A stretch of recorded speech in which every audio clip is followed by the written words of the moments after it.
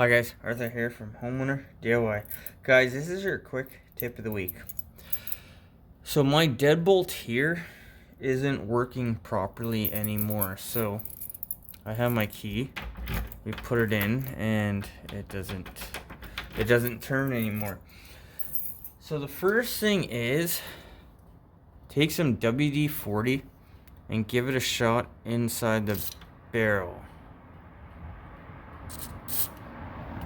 Okay, so with that much oil, the oil, if something is sticking, it'll give you a chance to loosen it up, but you see it's still not turning. Now, this lock is probably 20 years old, and then you can see the amount of oil on the key.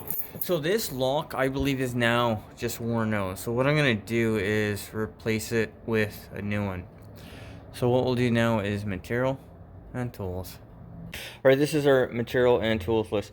So I have a Wiser deadbolt. I mean, this is really, I'd say, the cheapest thing on the shelf, but they all do pretty much the same thing anyway. And then I have my cordless drill with a Phillips bit in it. Guys, this is all we need for material and tools for this job, so let's get to it. Alright, so to take the lock off, what I'm going to do is I need to take off the back side that clamps the lock together. So the back will screw into the front, and because you have a key, that is what's going to keep anybody from like taking the front off. It's a very simple design. The design is like 100 years old at this point, but what I'm going to do now is I'm going to take the back off so we can take this part and then the actual bolt side out. Okay, so for the outer cover, we have a screw here, and then we have a screw over here. Now, I lost this one somehow. I have no idea how I lost it. But to take this out, it's just a Phillips screw. So we're going to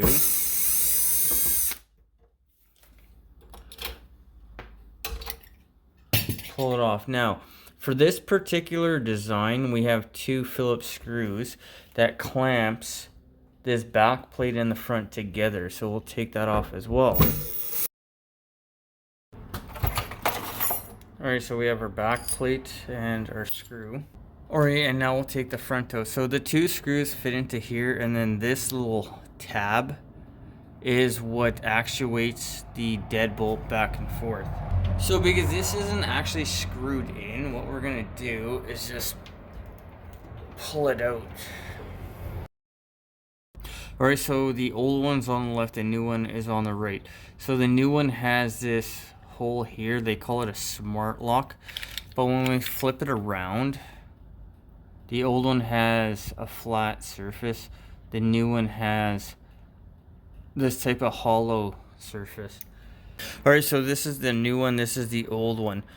Based on what the this slot here, so this slot, if you turn it back, it'll give you a longer dimension. If you turn it back in, it'll give you a shorter dimension.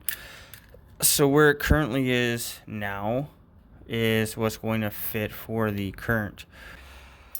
Right, so for our inset here, we have a couple different plates. This one's too big. This one looks like that it will fit fairly well. Okay, so it does fit.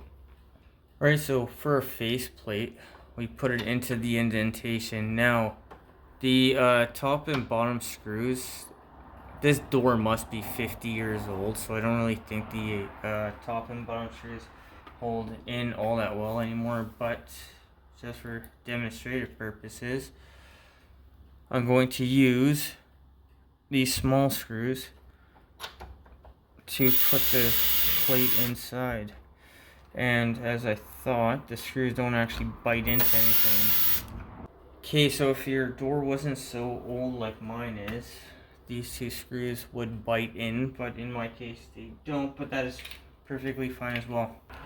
So with our new barrel, we have a screw here and a screw here. So the screws here and here will suck this part into the barrel. This will clamp onto the door. So this here, whether it turns or not, it makes no difference. But what we're going to do is we're going to line this up with the inside here. Alright, so we have the channel to the top. So what we're going to do is put the channel to the top. We'll slide it in to the hole here. So the screw is going to go through these two holes into these two holes. So it's going to hold the whole contraption together.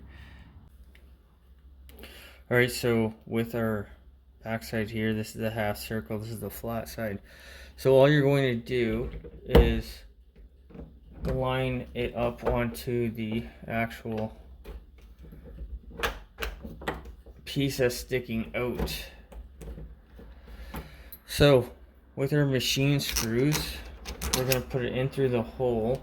And now this is the one thing that you need to do, is you need to line the two up, which can be a little bit difficult. Alright, so we're going to screw in the screw on the back side. Everything's now lined up, so this side will get sucked in.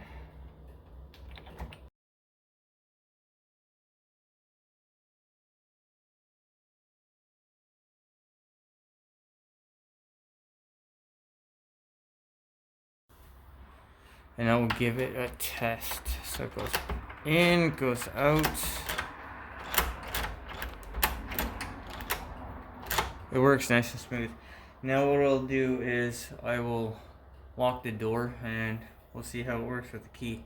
Alright, so I'll close the door. We'll try the lock. It closes, it opens. Open the door, we'll try it again. It is locked.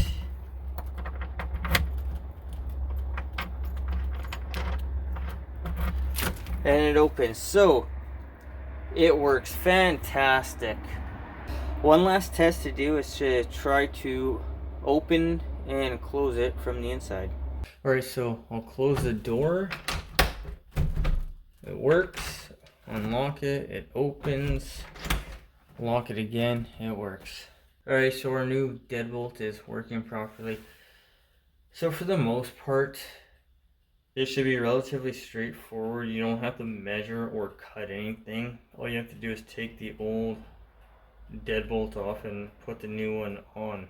Guys, this is relatively simple. You definitely can do this on your own. All you need is a screwdriver and a little bit of patience.